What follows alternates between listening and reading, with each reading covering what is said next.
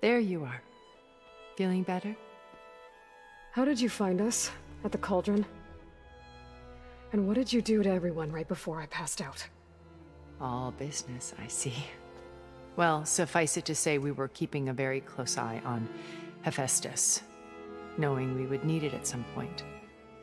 Your ruse didn't fool us, and as for my little trick, it was an overload of the senses, accompanied by an energy discharge.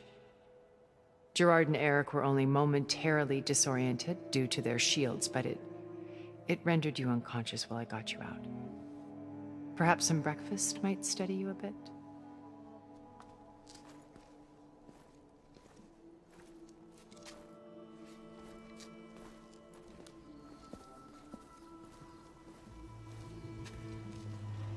This was your house.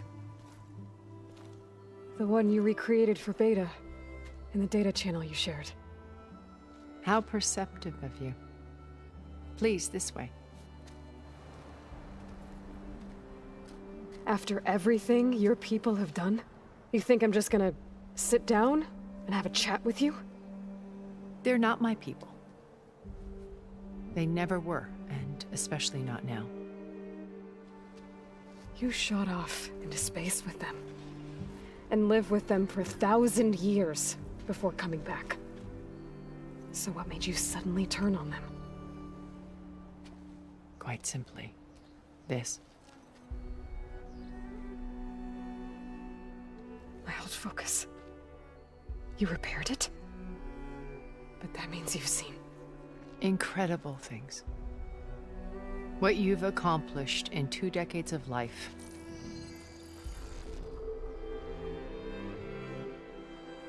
A 1,000 years at my back and I haven't even come close.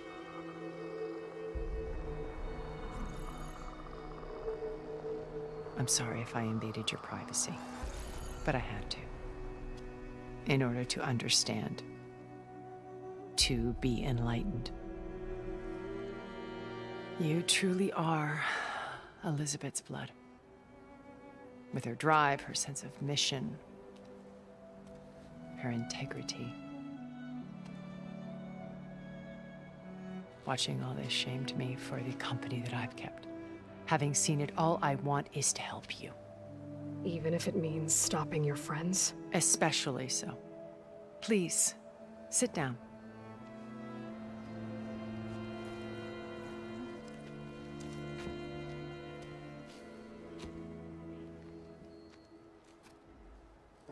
There. That's better. Now, we must recover Beta and Gaia at all costs. By now, you must know that Gerard intends to use Gaia to reboot the Earth's biosphere. Remaking this world to specifications that would only suit us immortals. This process will kill every living thing on the planet. He calls it a clean install. Not if I stop him first. Not if we do. And once he and the others are gone, we can work together to fulfill Elizabeth's dream. I'm sure Beta told you that there's a build of the Apollo database on board our ship. A complete collection of human knowledge. With that and Gaia, we could do everything Elizabeth wanted. Heal the biosphere, educate the people of this world, uplift them. Create the world she imagined. Let's not get ahead of ourselves. From what I've seen, your friends are invincible. I do wish you would stop calling them my friends. And they're not invincible. In fact, a friend of yours has found a way to defeat them. Silence. Oh, he's been a busy bee, building an army powerful enough to crash through Gerard's precious base. Regala and her rebels. Even now, she's preparing a final march on the Tenakth capital. When she wins, she'll have the entire tribe under her control. Hundreds of warriors and machines to throw at the base. She's been duped. They'll all perish, of course. But it should be enough to break Gerard's defenses and allow Silence to kill him. Along with all the others. Using the new weapon he's developed. Yes, he's found a way to circumvent our shields. Truly an exceptional man. He's planned for everything. Except you and me. You see, while his army is battering down Gerard's doors, you and I will sneak in through a back way. One that only I know about. While Sylens and my friends are busy battling each other, we'll take back Beta and Gaia. I told you I want to help you. I mean it.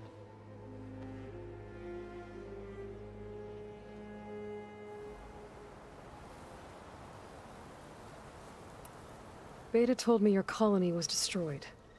That you came back to Earth because you had nowhere else to go. It's true.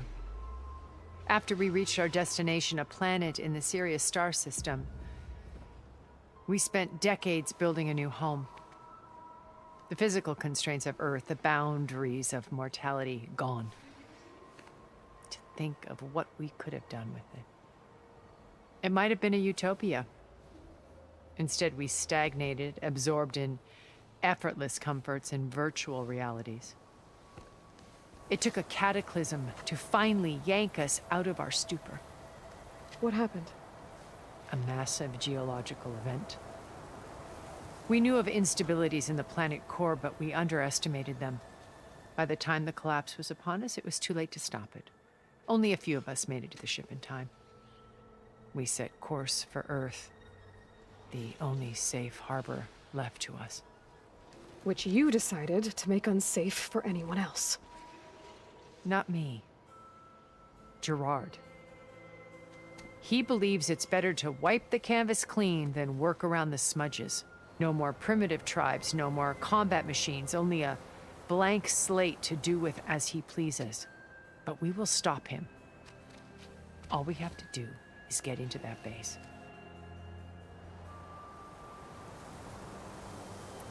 What exactly is your plan to sneak into the Zenith base? We will make use of a lesson I learned from an early age. Always know your exits. In this case, a place where Gerard's new construction meets the ancient foundation, a passage that only I can access. When Sylens flings his army at the base, we will enter through this back door, bypassing most of the fighting. The distraction will provide us with a window in which to rescue Beta and Gaia. Once we're inside the base, where will we find Beta and Gaia? Here in the command center. By then, Gaia will have been reunited with all of its subordinate functions, including Hephaestus. What about the alpha build of Apollo on your ship? A simple matter of recovery once the others have been dealt with. With that in hand, we'll have everything we need to make this world as it should be. You said Beta is not in urgent danger, so what are the Zeniths doing to her? Putting her to work. Merging Hephaestus with Gaia. A difficult, time-consuming task, as I'm sure you know. They will compel her if need be. But her life is not in danger. She's the only one who can do it. Because you people made her to be nothing but a tool. Gerard's idea, not mine. They always viewed me with suspicion when I attempted any form of kindness towards her. That's why I created the data channel. A virtual place where we could speak in peace. So this channel you shared with Beta, none of the other Zeniths ever found out about it? Gerard believes he's the most cunning of all of us. Even after 1,000 years, he still can't imagine that I would outwit him. The channel allowed me to interact with Beta away from their mistrustful eyes. It offered us a chance to be ourselves. Until you cut off all contact. Yes, though it pained me. I was worried that our meetings would do her more harm than good. Well, she felt like you tossed her aside. I was afraid the others would find out and punish her. She may not have had the comforts of friendship anymore, but at least I ensured she was safe. I know it seems harsh, but you must believe that her well-being has always been paramount to me. Why did you make the data channel look like this place? I built this house as a shelter to weather any storm.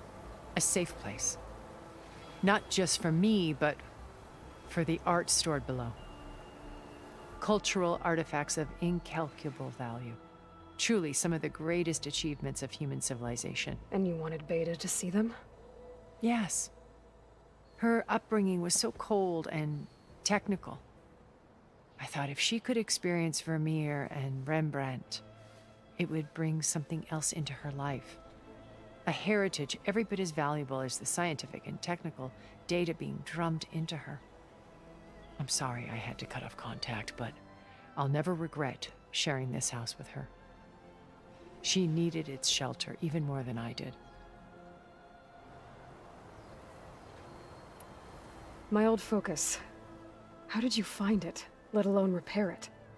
When we encountered you at the Hades Proving Lab, Gerard saw you as a redundancy. I knew better. You were a revelation.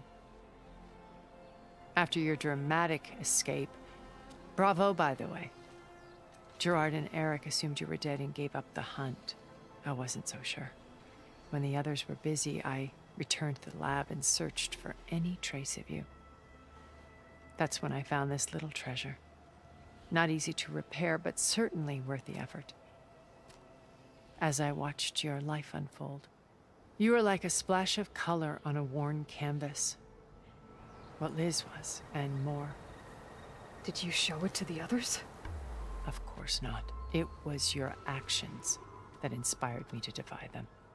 It's worth noting that if I hadn't found it and watched its contents, I wouldn't have known to save you at the cauldron. You'd be dead. So I should be grateful? If you like.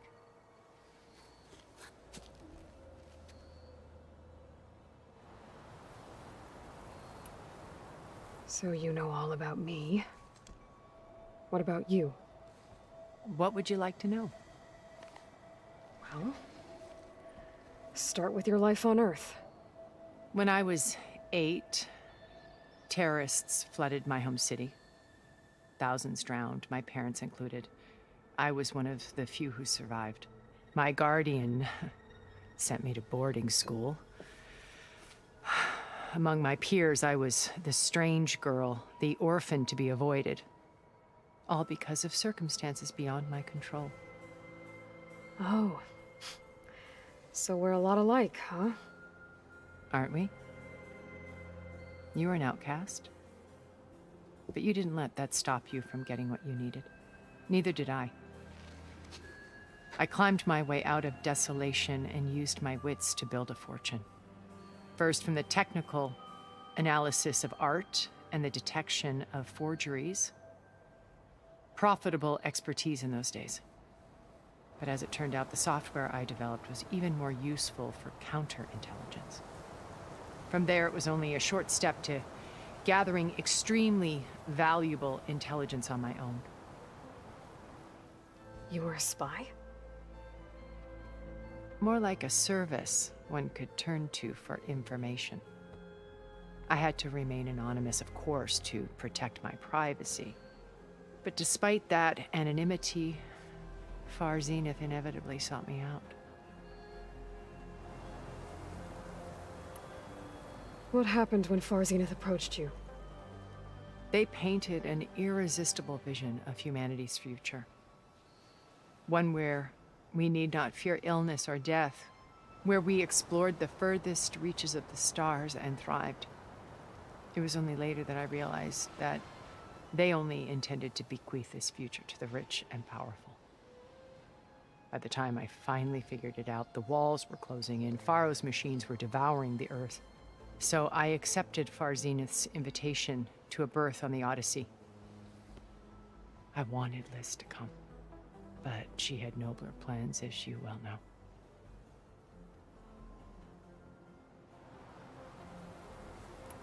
So you didn't know the other Zeniths were monsters until it was too late? I knew some of them were, certainly. It wasn't until we were off-planet that I understood the true scope of their greed. I was grateful to simply be alive, but The others became obsessed with a kind of effortless immortality. They built a colony where machines serviced their every need, where any memory or fantasy could be endlessly savored in virtual reality. It wasn't life. It was stultifying, a pampered dream state. As the decades passed, I withdrew more and more, alone yet again, but this time with eons to consider my mistakes. Now finally, having met you, I feel like I have a second chance. To do what? Help you, of course.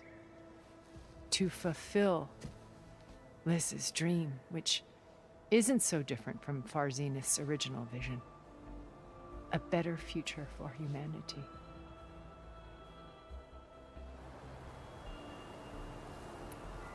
How do you know about Silence's plan?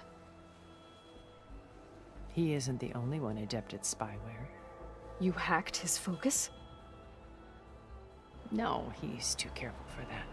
But his subordinates? Not so much. He gave additional focuses to the tribals he branded the Sons of Prometheus. By tapping them, I learned about most of his dealings. The distribution of override technology, the arming of Tanakh rebels, and the secret pact with Regalla to attack Gerard's base. But how did he come up with a weapon that can take down your shields? That's the one thing I haven't been able to figure out, but however he did it, I'm quite certain it will work. With it and the Tanakh army, victory seems to be within his grasp. Such a shame he'll be disappointed. Regalla's only interested in killing Hekarro and waging war on the Karja. What does she have to gain by attacking Zenith? It's the price she must pay for her war. Without the ability to override machines, her little rebellion would have languished in the desert. So she trades with the Sons of Prometheus. Machines to help her overthrow Hekarro. In exchange for an assault on the base. Pride has deluded her into thinking she can actually survive such a battle. And all without ever knowing who the Sons of Prometheus really answer to. Yet for all of Silence's brilliance, still he underestimates you. That blind spot is what will allow us to take Beta and Gaia right out from under him. While hundreds of Tanakh are cut down outside. So you knew Elizabeth. What was she like? Liz was everything she was. I see in you. And more. Your ingenuity, your determination, your moral compass. You've managed to distill her greatest qualities and make them your own. I'm not asking about me. Tell me about Elizabeth. What was she really like? The honest answer is that I don't actually know. For all the time that I spent with her, she always kept a part of herself locked away. It was like that from the moment we met. So when you met Elizabeth, she was what? Distant? Aloof? Not aloof. Not exactly. It was a summit in Paris about machine learning. A touchy subject in those days. Because regulatory authorities were just starting to clamp down on AIs. Liz gave the keynote address.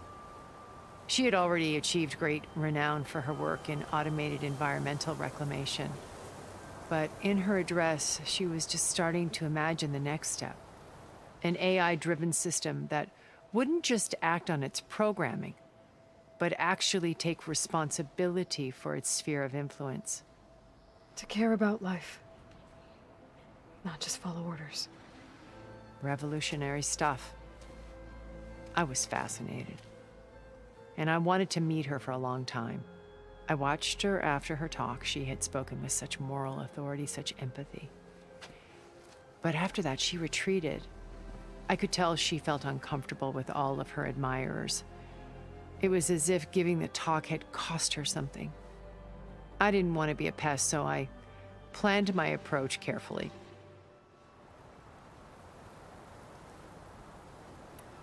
So how did you finally approach Elizabeth after her talk? I picked the right moment. The morning of the next day, right as she came back to the conference, she had just had her coffee. She was fresh, rested. It was like she had braced herself for the onslaught of colleagues. I asked if I could walk with her, then put forth a question about her talk that I thought was intelligent. Her answer made me realize it wasn't, but she was very welcoming. Almost as if we were previously acquainted. It was only halfway through the conversation that I realized she knew exactly who I was. It was quite a shock to me. My business was trafficking in secrets, and I took great pains to protect my anonymity. So that was Liz, perpetually one step ahead. I came to view our meeting as a metaphor for our friendship. She always seemed to know me far better than I knew her. I guess I know the feeling.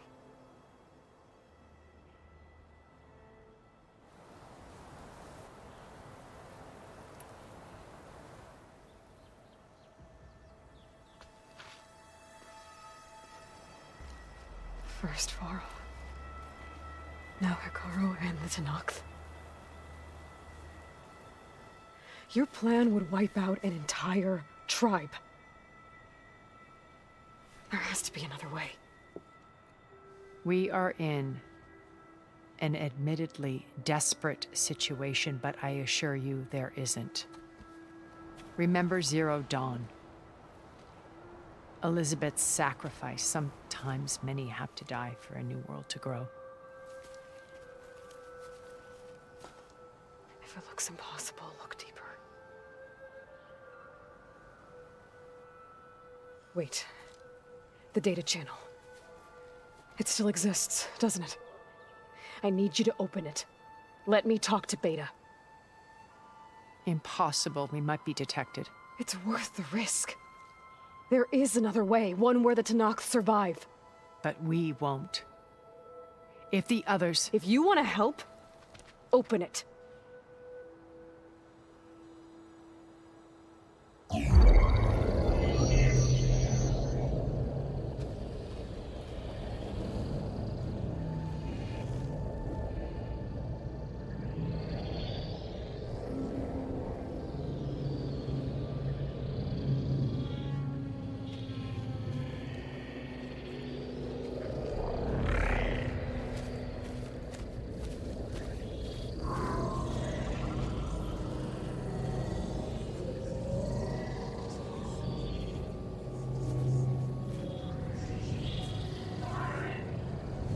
What are they doing to her?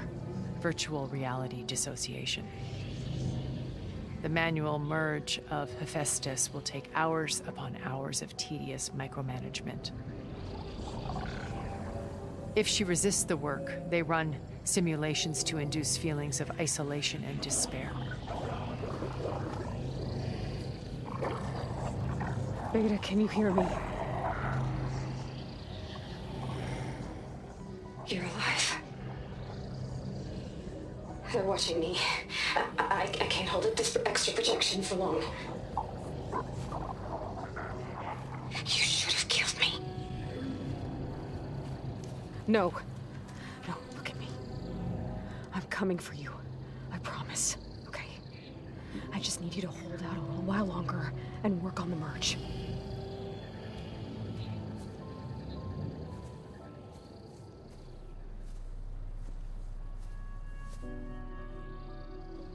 Then I think it can be done. I'll contact again when it's time. Can you hold on? As long as I know you're coming for me, I can endure anything.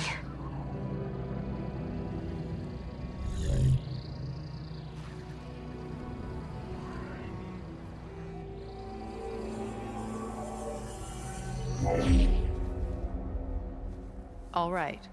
I did as you asked. Now I think you need to tell me what you're planning. I'm going to take Sylens' army away. I don't need it. Only the weapon he made to penetrate your shields. And how do you propose to get it? Ask him nicely? Without Regala and her rebels, he won't have a choice. We'll be his only option. Only option for what? What did you tell her? That is between me and my sister. Will be Sylens' only option for crashing that base. I'll tell you the rest later. But first, there are a couple of things I have to do. Oh. And what are those? Lay my friend to rest. And then I'm going to use the override that Beta gave me at Gemini to put an end to Regala's rebellion.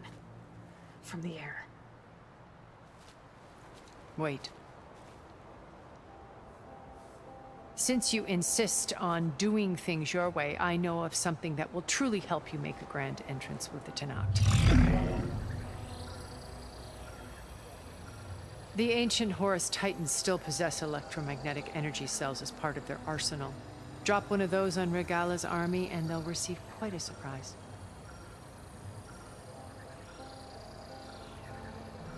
So go, do what you must. I'll come to your base if you manage to bring Sylens to the table. Not if. When.